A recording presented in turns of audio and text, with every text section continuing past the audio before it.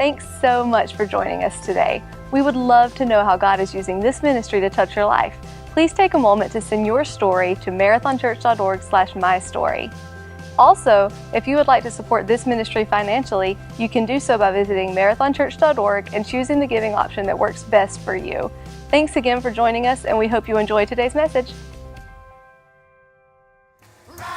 Y'all know the song?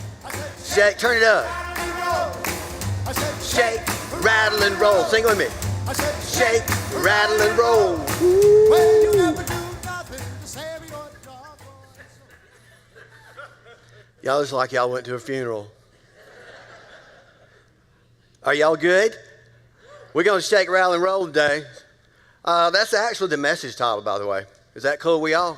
I got so many props. I keep getting more and more of these things, and they just keep coming out, trying to help you understand some things. Now, if you listen quick, you get out early. Did everybody get that? You good? Okay. So I'm going to make sure you listen good. All right. Peace out. Y'all been hearing that before? You ever heard that? Peace out. What year is that? 69. I don't know. Golly, that was before I was born. So, y'all don't believe nothing I say now, do you? Only thing I lie on Sunday is my age. Is that okay? I'm going to go ahead and say that, so it's not really a lie if I tell you the truth, right? So I'm telling you the truth, I'm lying about my age. See how that works? Don't let your daughter or your children do that to you, because they will do that. I'm telling you. We're going to talk about shake, rattle, and roll. Now, I'm going to try to give you something. I don't know what you're going to take away from this. Let's say you get one thing, okay? Let's say you remember something from today. How's that? Okay? Let's just try that today. Let's try to remember one thing that you can take away from today. So we're going to do the shake, rattle, and roll. And I would say, real quick, that's the whole New Testament, by the way. So that's the spiritual terms we're going to use, shake, rattle, and roll. Because I don't think y'all know this. I think you think the people in the New Testament were different than you. And they were more special than you. That's kind of how we read the Bible and that kind of thing.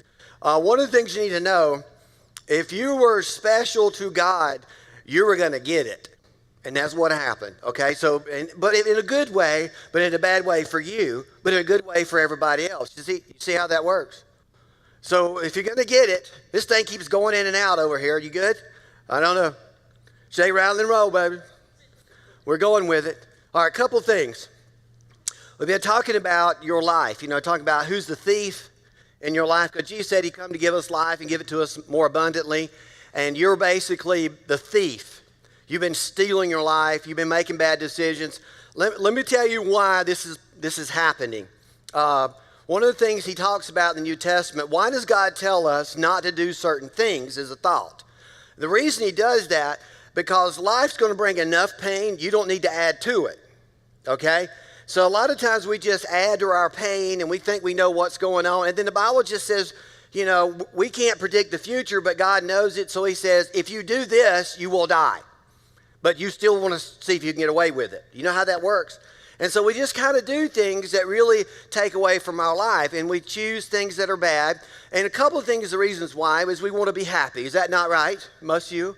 You choose because you want to be happy, and you think certain things are going to make you happy, whether it be a person, the love of your life, or whether it be anything, a car, house, boat, anything that you think will make you happy, that's how you choose it. And then then the other thing is, then you want to be content. You want to be happy and content with what I have. How is that working, you see? Because nobody's ever content with what they have. That's why we buy a new this and a new that. And it's always that way because we're born that way. And the New Testament's always trying to tell us, hey, this is how you have life, this is how you live life, and this is how you be content. And we don't really want to pay attention to it. We just kind of like, we don't want to deal with that. And so that's kind of what happens to us. Then we get in trouble. All that happens to us. We get in trouble, make bad decisions. A couple of things real quick. How do we know that we're making bad decisions? Well, you were there when it happened, correct? Is that not, am I not saying, you were there, like you bought it, right? Remember this, you bought it, you were there, you leased it, remember? You dated it, remember? And you married it, okay? So all these things were you were involved. Now the problem is, and here's where you run into trouble. I want to be happy, I want to be content. You try to live, I'm going to give you some stuff, and again, take something away. You try to live outside your design, okay? So what happens to a lot of us, we're made for something other than what you're trying to live for, but you don't know what it is, even though the New Testament said this is what it is. And what I'm going to do is tell you what it is. Now, whether you do it or not, it's up to you. If you want to continue to live in pain and misery, you go ahead. If you want to make those choices. Life's going to bring enough pain and misery. There's the shake, rattle, and there's a roll to it as we walk into this. So let's think about this for a minute. So we know our design, the design is this. You were made for God and you were made for others. That's your design. If you try to live outside that, then things are going to go south on you. And this is one of the things Jesus tried to tell us. I'm going to give you life, but you got to quit taking it. If you live by your design, which is for one another, and there's 59 one another's in the New Testament, by the way, 59. You know, I live for one another, and I'm created for God to have a relationship. Now, we do everything we can to find another way to make us happy. And he's telling us over and over, that's not going to work for you. So we have this shake going on, we have this rattle going on, and we really don't know how to roll yet. And this is one of the things in the New Testament he was trying to figure, everybody was trying to figure out. Let me just give you some straight up stuff. Will that be good for you? Before we get to this. Straight up stuff. Life's not about you. Okay? That sounds really good, but that's not how you live. I'm just giving you some things that makes it really hard for you because life's not about you. It's about God and one another because that's your design, right? Now, let me say this. If you believe what I'm saying, okay? Now, you can try something else other than what I'm saying and what the New Testament tells us. You can try something else and figure out how it's going to go, okay? So we're made for one another and we're made for God. We have to know that. We were created for that, and you got to realize that that's what God wanted to happen in our life, is that we're going to have relationships with one another and with Him. So life isn't really about you at all. Life isn't for your entertainment. It's not as much, you're not trying to find out how many things can entertain you, because that never lasts. It always, the cruise is over. Listen to this. Listen, the beach is over, school starts back. I don't know how to feel about that. I don't know if I should be sad or happy. But at some point, if we keep trying to entertain, let me ask you this. Do you come to church to be entertained? That's a thought for you. Do you come to be entertained? Well, of course there's a little entertainment. Do we not have lights? Do we not have some music? Do you not have crazy? Okay? So a little bit of entertainment going on. But life's not for your entertainment, and life's not about you. And how do we know this? Jesus told us that. If we had been paying attention, that would have helped a long time ago, wouldn't it? So your design, now again, before I get to shake, rattle, and roll, your design is one another.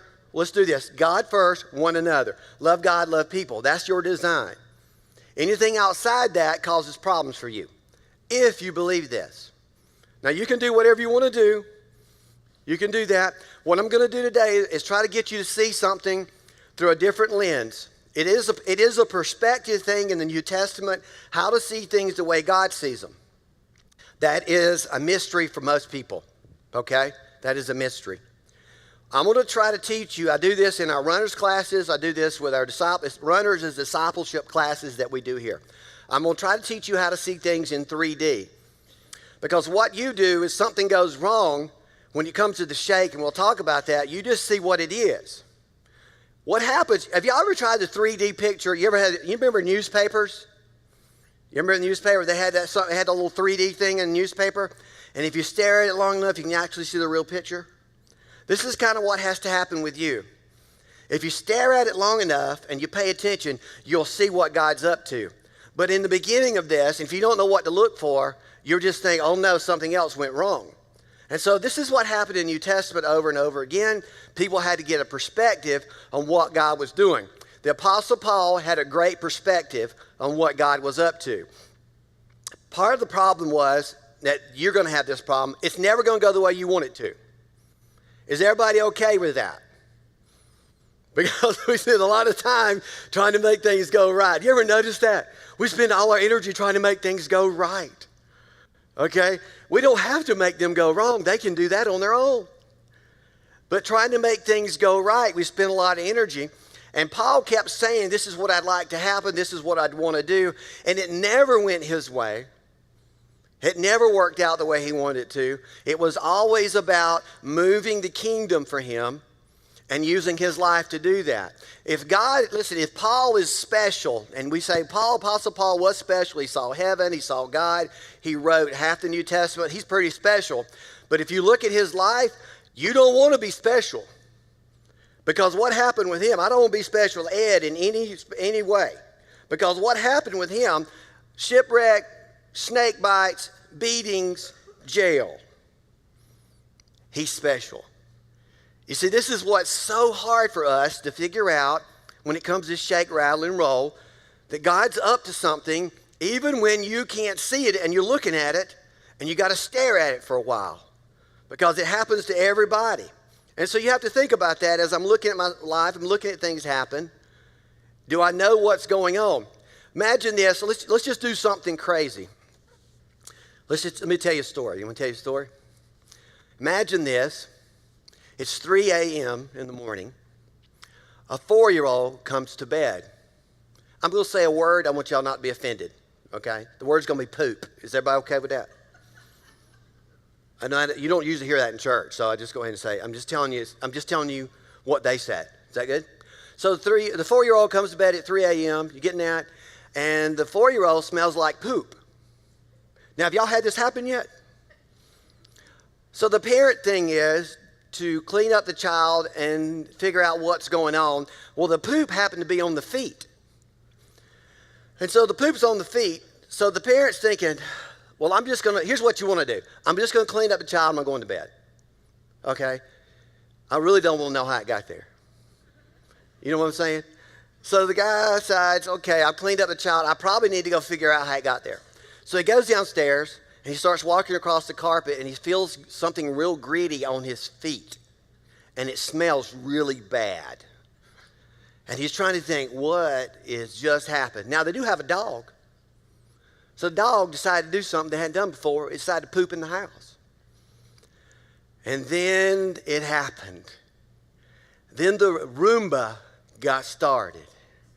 The Roomba starts up. Y'all know what a Roomba is? Y'all know what I'm talking about? A little circle thing. It vacuums for you. Like you go to bed, it just got a mind of its own. It gets up and cleans the house for you, and then it goes back to sleep. You know what I'm talking about? Well, this Roomba got up at 1:30. Every morning he gets up at 1:30 and vacuums the carpet. So he got up at 1:30 and started vacuuming the carpet, and there was a pile of poop in the floor. So this pile of poop, this Roomba, you know those things are pretty good. It covered the whole thing. It covered all the carpet. It covered furniture and everything. He said, and I got down there, and the Roomba had backed up into its little cradle to recharge itself with its green light on, and it was blinking like it had done something great. And it looked like it had been run through mud. Now, let me ask you this. Let's try to get something spiritual out of that. You want to? I have no idea. You know what that's called? That's life. If it can go wrong, it will go wrong. And this is what Apostle Paul was talking about, is what Jesus Christ was talking about. But let's do this. Let's try to make things, if things go wrong, let's go wrong with a purpose. Now, you won't see that in the beginning.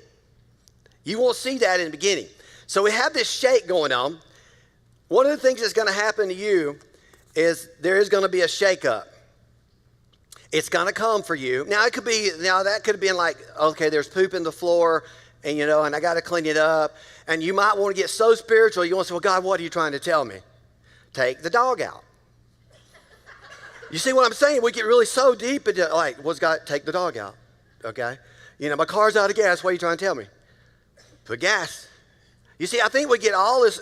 That's not what I'm talking about. There's some shakeups coming, and it happens for all of us. We try to make things go right, but we know that's going to be difficult, and most of the time things are going to go wrong because this is where you live. Now, what are you going to do with that when the shakeup comes? This is what you have to think about as we walk through this. There's going to be an earthquake in your life. I don't know what it is. There's going to be a shake. Something's going to go wrong. Listen, here's what's going to happen. It's going to stop your world. It's going to rearrange the landscape in your life. It's going to stop everything. You're going to have to make phone calls that day and say, this is going to change tomorrow. That's what happened. You know what happened, but you don't know why it happened. That's where you are. This is the New Testament. Over and over again. If you hadn't had a shake yet, you hadn't had your earthquake, just hang on. The day's coming when you're going to get that shake and you're going to get that earthquake, and everything tomorrow is different. It is amazing how this happens. We get an earthquake in our life, we get a shake up in our life, and all of a sudden everything around us stops. Everything that you thought you were going to do tomorrow, all of a sudden that's not important anymore. And it happened over and over again. Do you think that you're different than the people in the New Testament? Do you think God has a different plan than the people in the New Testament? See, this is when we get all messed up.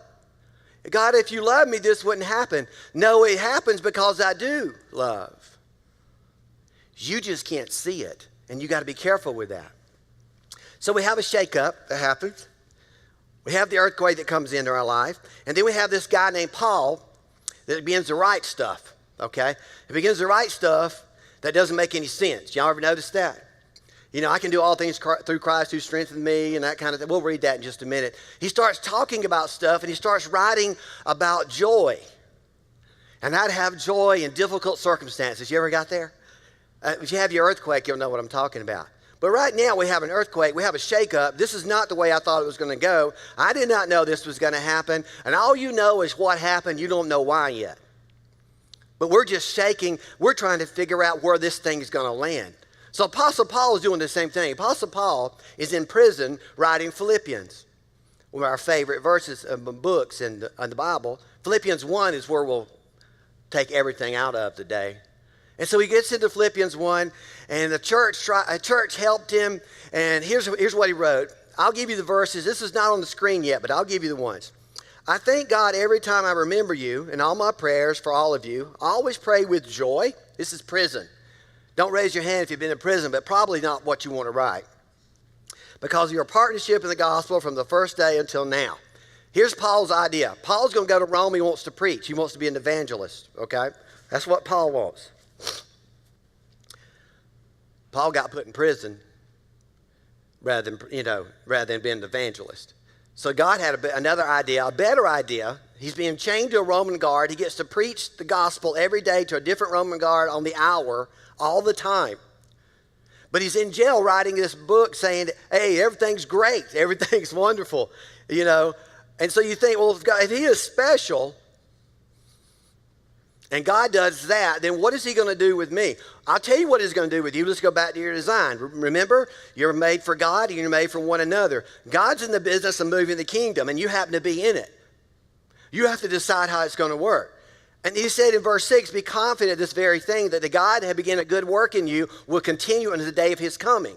That's the next thing he said. Be confident in the things that God has done in your life. He's going to finish it.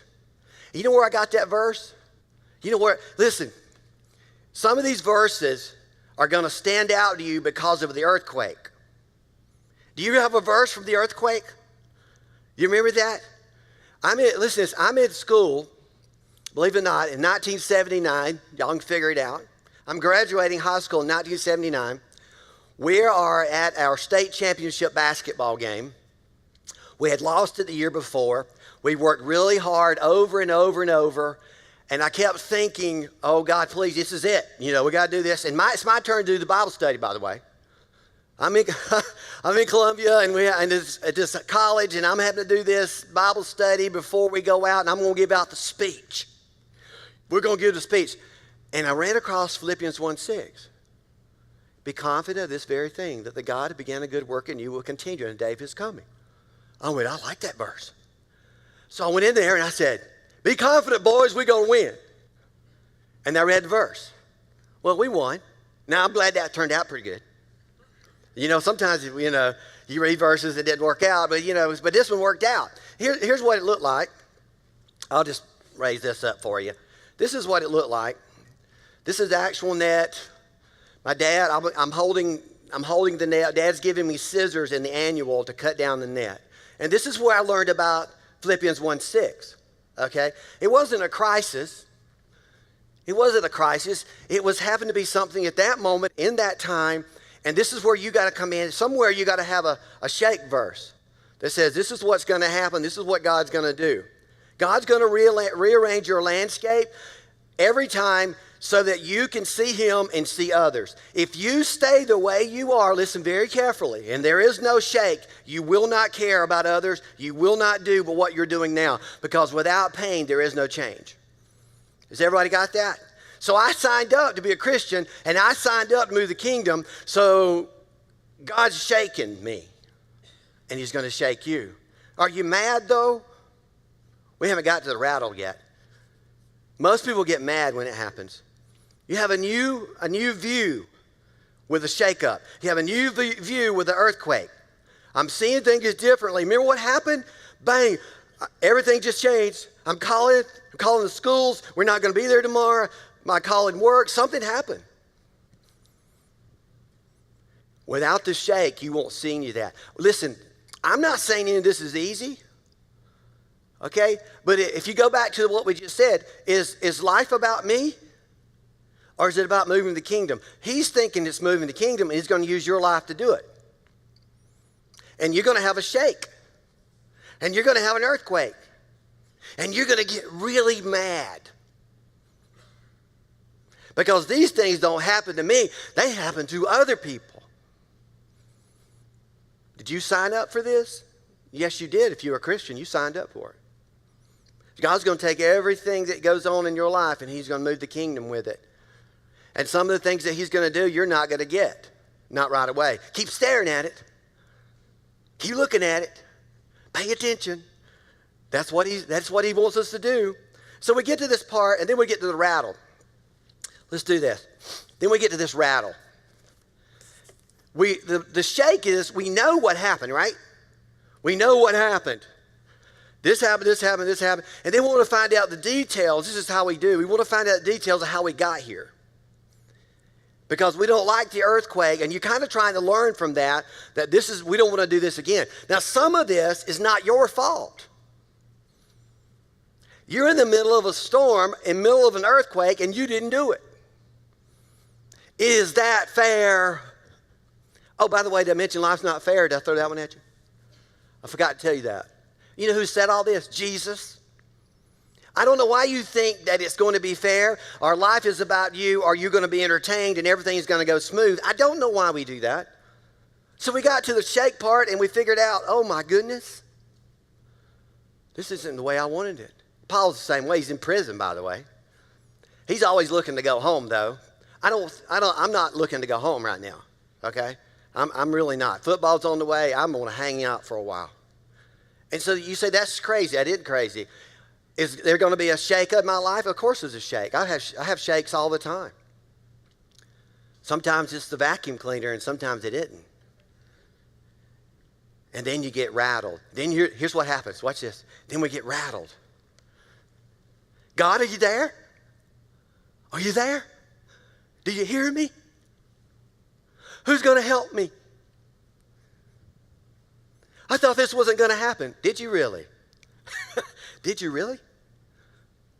Every time something you go through, if you can 3D it to see it the right way, somebody's life's going to be changed because of your pain. Really? Yeah. Where are you, God? Oh, we're hurting, we're rattling, we're scared. I don't know what I'm going to do. And all you know is what happened. You don't know why it happened. You know what happens right here? You run the wrong way. Had a guy in the church. I better hurry. Y'all not listening fast enough, I'm telling you. I had a guy in the church in the warehouse. He lost his son. Listen, this is horrible, but this is what happened. He lost his son in a car wreck. He was in 11th grade. He was going into 12th grade over the summer. He lost his son, and we tried to work with him, tried to help him. He got rattled, and guess what happened? He left the church. He left God. If that's the kind of God I have, I don't want it. And listen, what would you do? See, that's hard. That's a hard deal. Life happened. It was bad. Earthquake came, it was bad. He hung in there for a little while. And then one Sunday, I'll never forget, I'm preaching and I'm talking about something like this. He stands up on this side and walks out the door. We never saw him again. It's not fair, is it? I know people have lost their children that have moved the kingdom. Listen, does God allow things? Listen, we live in a world where things go wrong. God uses all of our pain and all of our stuff to move the kingdom. All the time. I don't know what I would do if I lost my daughter Faith. I have no idea. I would think I would stay with God, but you talking about a rattled world? Is this where you are? Is this where you are? Listen, you think your world's rattled? And you look around and you find out, oh, I don't have it bad at all. No, you don't. But that's what we think. Because it's our pain, remember? It's my thing. It's going on in my life. He says, I want you to have knowledge. This is what Paul said. Watch this. He said, I want you to have knowledge, and love may abound more and more, and knowledge and depth of insight. I need you to see, here's what he said, I need you to see what's going on. I know it's bad. I know it hurts. I'm in prison. I'm going to die. I know it's bad. But you need to pay attention to what's going on. Something's about to change. Something's about to happen. Remember why we're here? We're made for God and made for one another. So my life needs to make that happen. My life needs to reflect that. I'm not going to get away with having a wonderful, easy time, easy life. It's not going to happen. I was not rattled, have never been rattled like that man who walked out. I've never been that rattled. Never been that rattled. So why is this happening? So we get to that part where, okay, we got to figure out, let's say you make it through, okay, y'all? Let's say we make it through. We make it through the shake. We make it through the rattle. Now we're going to make it to the roll. Okay, now, okay, all right, guys. I know what happened, but I don't know why. But I'm going to trust you with the what's next. This is the hardest part, is to trust God with the what's next. Because this is not, none of this feels good. And here's what he said. Let me read it to you. This will be on the screen. He said to Philippians 1:12 through 13, and I want you to know, my dear brothers and sisters, that everything that has happened to me here has helped to spread the good news. For everyone here, including the whole palace guard, knows that I'm here in change because of Christ. I'm here because of Christ.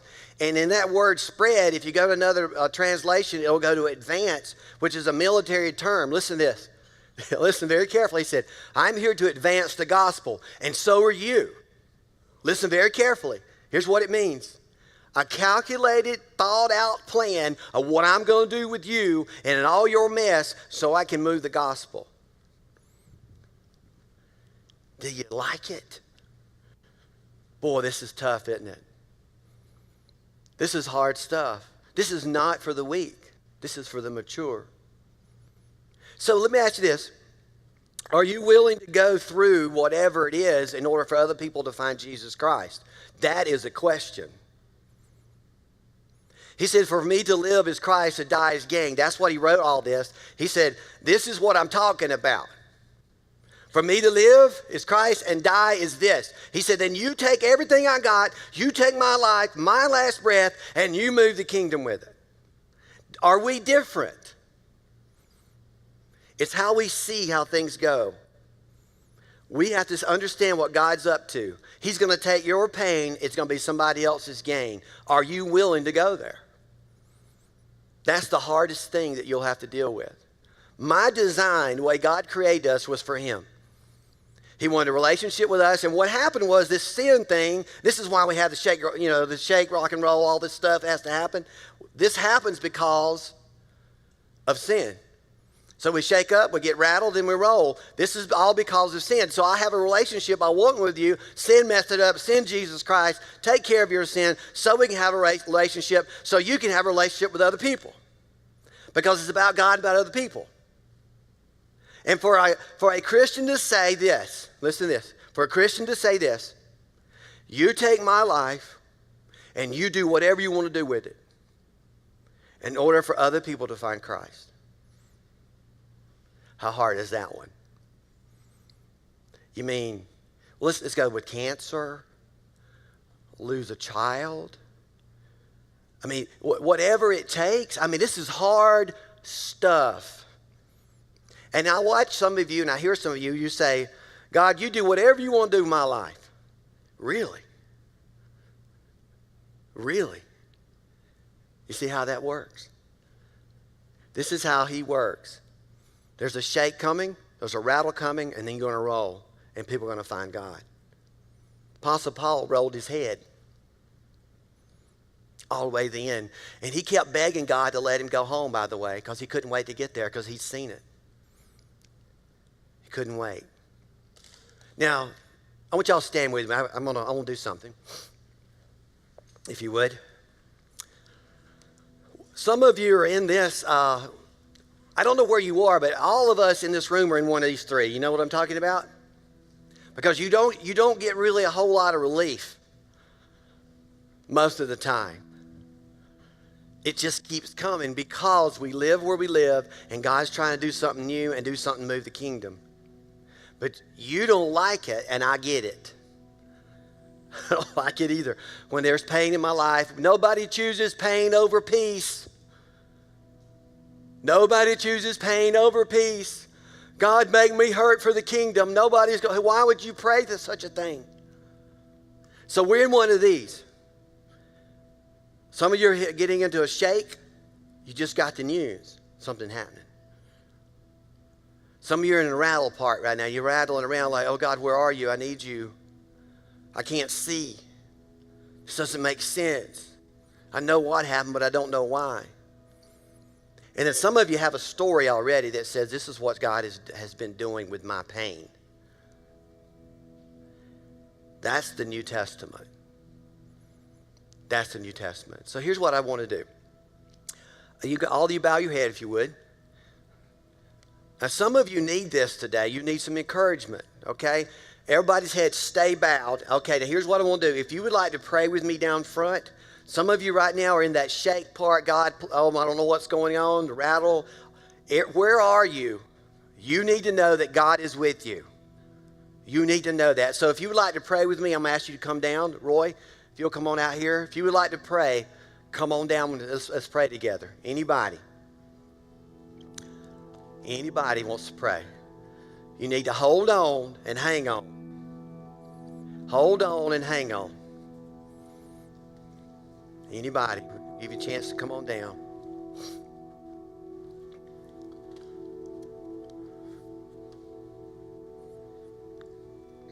Let me pray for y'all.